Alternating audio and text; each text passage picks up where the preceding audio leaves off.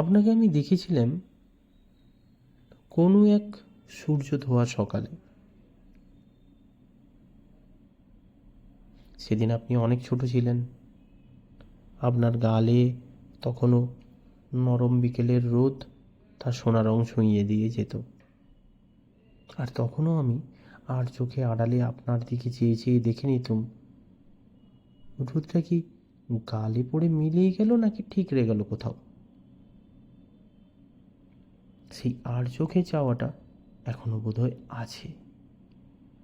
জানি না এর উত্তর কি শুধু সময়ের কাছে।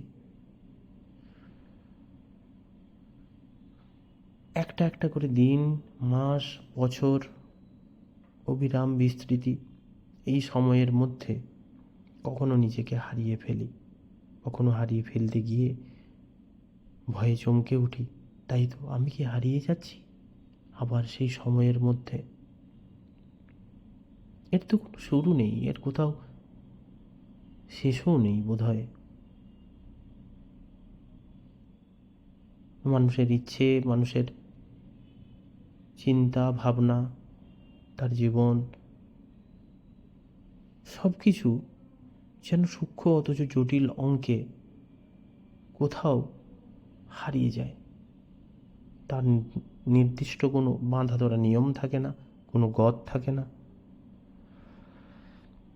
আলো মাখা ভোরে কোনো একদিন উঠে তাই নিজেকে চিমটি কেটে দেখি যে আমি ঠিক ভাবছি তো।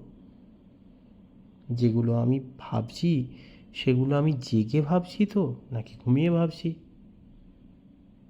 বলা তো যায় না। কখন ঘুমিয়ে পড়ি।